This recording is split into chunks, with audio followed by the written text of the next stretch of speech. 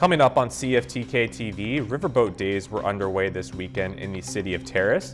We have more updates on the ongoing Fraser Valley landslide, and Team Canada is eliminated from the Paris Olympics in quarterfinal action. Northwest BC's only television news team. We are CFTK-TV News. Good evening, I'm Damian Smith, and thank you for joining us. Now, right at the start of this month, Houston RCMP members saw a man with a few other people shooting a gun inside the ground just outside of a local business. The man was immediately arrested alongside his companions. The shooter, whose name appears to be Kays Khan, was eventually charged with several firearm offenses. The offenses in question include possession of a weapon for a dangerous purpose, possession of a firearm without a license, and careless use of a firearm. As for Khan's companions, one of them sees a warrant attached to his name, but it's not clear what became of him. Everyone else in the party ended up getting off without any charges, being added to their collective records, and were released. After a stunning way to climb back into quarterfinal contention in the Paris Olympics, the Canadian women's soccer team had their run cut short against Germany this weekend. Soccer fans deflated after Canada's Olympic women's soccer team eliminated from the quarterfinals against Germany. Canada played great. If it wasn't for the point deductions, they would have not been playing a team as good as Germany. Exactly. So really the coaches messed up with the whole drone thing. A nail-biter game as fans packed viewing parties in the nation's capital, supporting the team that brought Canada this far, despite harsh sanctions during the Olympics after the fallout from a drone spying scandal. It's amazing. I think just watching them throughout this whole journey, it's been such a Cinderella story, and it feels like everything's been so stacked up against them, but they still find a way to make us all proud. On Wednesday, a sports arbitration court dismissed Canada's appeal of a 6-point penalty against its Olympic women's soccer team. A report by the FIFA Appeals Committee suggesting drone spying may be embedded in the culture of the women's national team. I just think it's a shame, but they did well. They did amazing. Who would think that they could pull back and come through as they did? This group of fans making the trip from Ajax, Ontario to support the team's Olympic journey. Oh, amazing. And they've come through so much and accomplished so much. I'm very upset how they treated the Canadian team with this spying, and all the other teams do it, and they get away with it, and Canada has to, pay the penalty. Love you. Although the outcome wasn't what fans wanted, the support in red and white very clear from Canada's capital. The men's basketball team was also eliminated today in quarterfinal action, 82-73 to France, so a tough weekend for the team's sports in the nation. Recent word has revealed that the Shetland Creek wildfire has been prompting several new evacuation orders and alerts that cover areas north of Lytton. Currently, the fire is expected to be over 27,000 hectares and has led to evacuation orders and alerts being put into place, especially for the areas west and south of Spence's Bridge. Reports have said that over 200 firefighters and support personnel are working on containing the fire and were given 16 helicopters and 36 pieces of heavy equipment to use in their efforts as well. Efforts to contain the fire are said to be the biggest priority right now as things like fire guards and bucketing operations are being built. New discoveries are being made, including the link between anxiety and dementia. Andrew Johnson from CTV has more on this topic.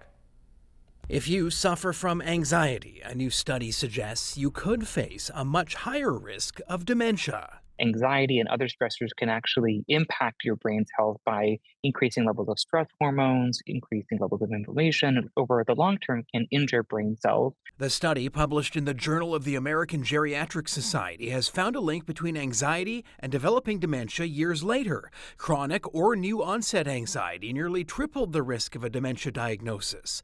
However, anxiety that was resolved within the first 5 years people were studied was unassociated with a greater risk.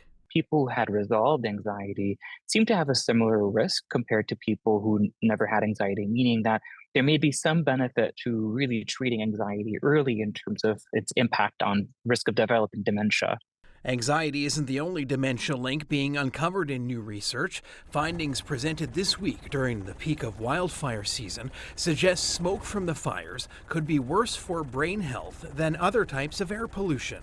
So these particles are very small, as you suggested, and they're smaller than the human hair. In fact, about 1/30th. You can't see them. You can see them in this picture because there are millions of them. The study found exposure to wildfire smoke increased the risk of a dementia diagnosis significantly more than exposure to car exhaust.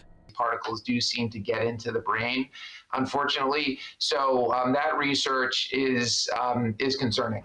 When it comes to keeping wildfire smoke out of your home and your lungs, experts recommend using an air purifier, air conditioner, or the fan setting on your furnace with a MERV 13 rated filter. Andrew Johnson, CTV News, Vancouver.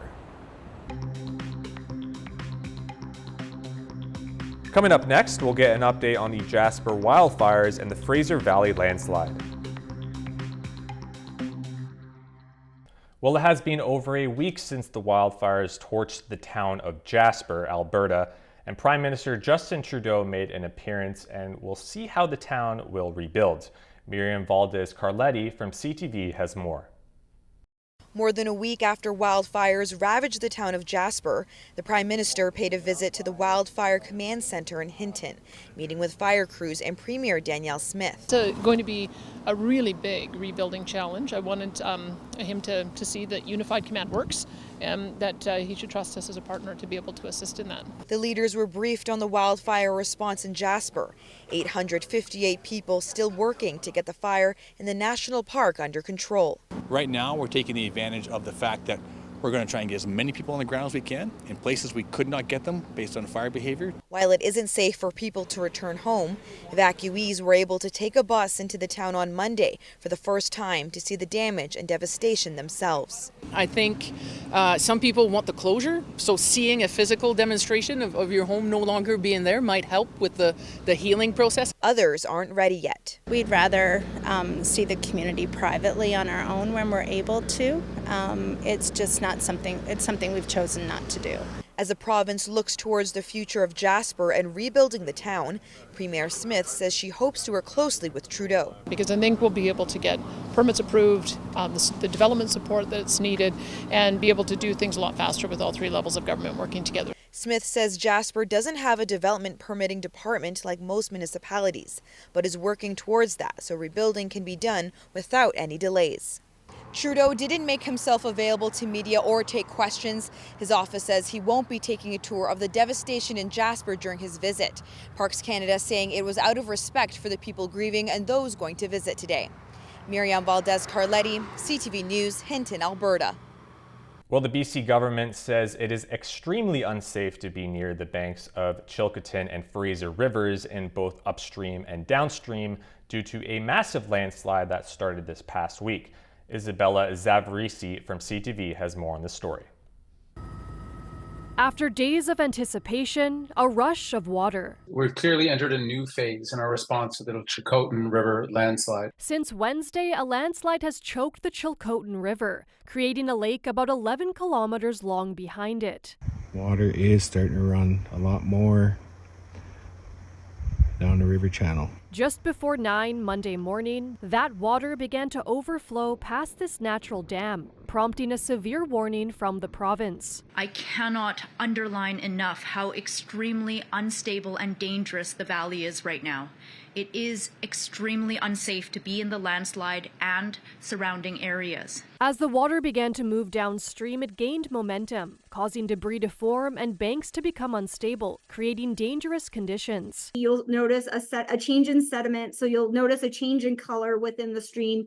It will be dirtier. You may be standing on really unstable ground. That's why we want you to stay away from the riverbanks. It is not the place to be. You can see it's breaking through a lot more dust. Numerous evacuation orders have been issued, including anywhere on the Fraser River and its banks from Churn Creek to Little Leon Creek. With 11 properties on order, which we've estimated to be a population of about 10 people. We need people to stay off of the Chilcotin and Fraser rivers and away from the riverbanks. The stream is moving as the province predicted, but things could change quickly. These images just hours apart showing rising water levels. The risk is decreasing, but understand, it is clearly still there. Minister Bowen Ma says the province will be monitoring the river closely and adds there's no certainty yet as to when it will be safe enough for people to get back on the river. Isabella Zavarisi, CTV News, Vancouver. Turning to tonight's forecast, the coast will see clear conditions, but we'll see some clouds arriving near midnight. There should be fog patches developing overnight along with a low of 12 degrees. The Terrace and Kitimat area should have clear conditions with wind coming south at 20 kilometers per hour that will become lighter this evening and a low of 15 degrees. In the Bulkley Valley and Lakes District, it will have a few clouds and a low of 5 degrees. Now let's take a look at our weekly weather forecast. On the north coast, the area will see mainly sunny conditions, which is a pleasant surprise. They'll see 18 degrees and cloudy on Wednesday, followed by 2 days of sun in the middle of the week, followed by clouds in the middle of the weekend. A low of 11 degrees will be the case on Saturday night. In the Terrace and Kitimat area, prepare for no clouds this week and hot temperatures. Another heat warning is in effect and will continue to do so until the end of the weekend, where it will cool off just a little bit. A high of 32 degrees will be situated on Friday, with a low of 13 degrees situated 3 times this week. The Bulkley Valley and Lakes District will see similar temperatures to Terrace and Kitimat, with a slightly cooler rates and more clouds. The inland will have clear skies on Wednesday and Thursday, followed by sun and clouds starting on Friday. Now we'll take a look at our Northwest roadside report. Highway 16 has utility work starting next Monday, bridge maintenance until Wednesday night, as well as construction work on the Nechako Bridge. Highway 37 has road sweeping until the end of the week, as well as long-term maintenance, including crack sealing and seal coat, is expected to wrap up this fall. Highway 37A has road sweeping and road maintenance, and Highway 118 has some bridge construction. Now let's take a look at our roadside cams from around the Northwest.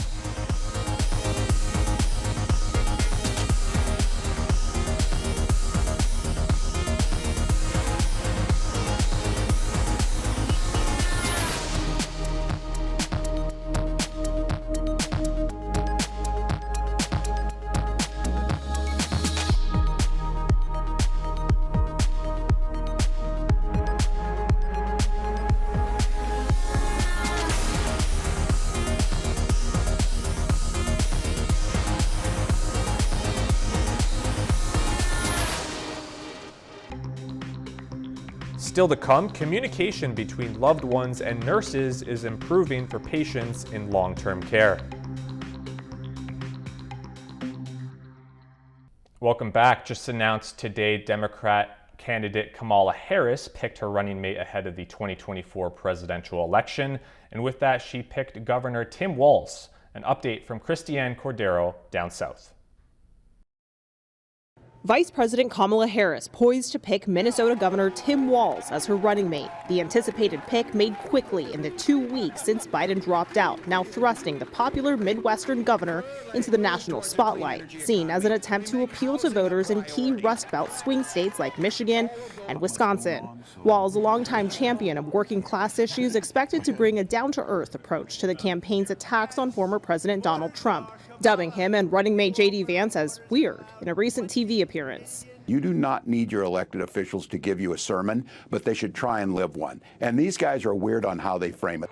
Harris picking the governor over several other VP hopefuls. The new Democratic presidential ticket will spend the next several days crisscrossing the country, starting with Pennsylvania to Michigan to Wisconsin to North Carolina.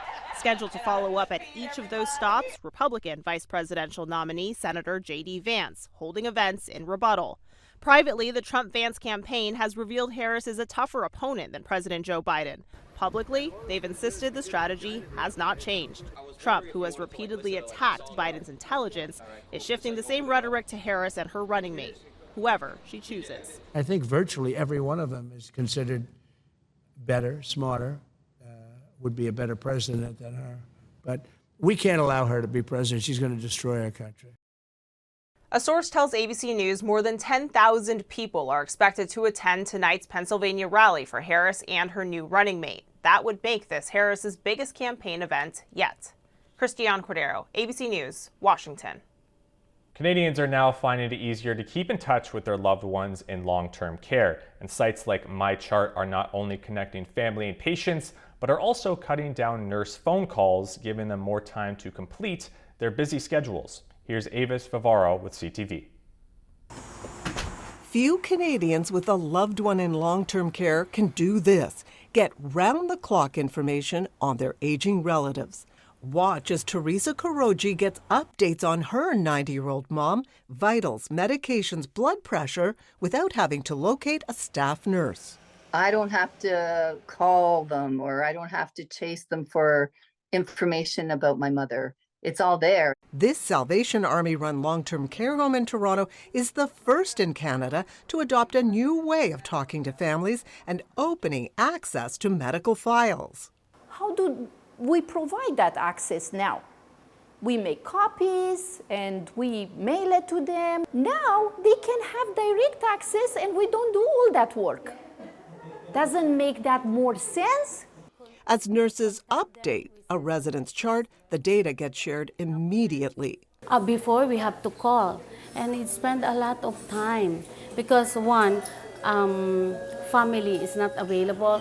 It's designed by an Ottawa husband and wife team who wondered why Canadian hospitals have moved to online patient charts, but seniors' homes have not.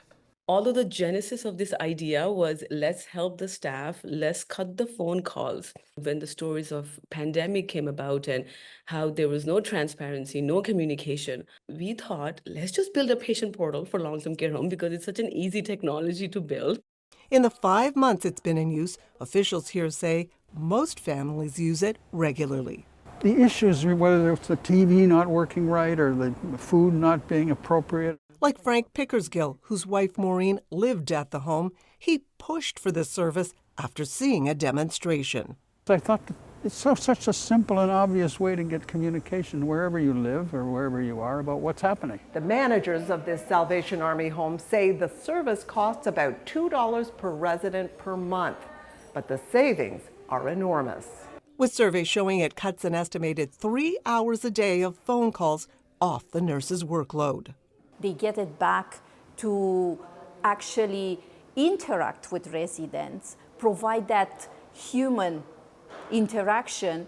At least 20 U.S. nursing homes are now using this Canadian-made system, but Canadian homes say developers were a hard sell. You got to wonder, right, if the lack of innovation in long-term care is part and parcel because of the ageism and the inability to properly fund and innovate in this sector. We should have it in all the long-term care homes. In fact, the residents have started fielding calls from other facilities as word gets out. There's a revolution in communication starting right here.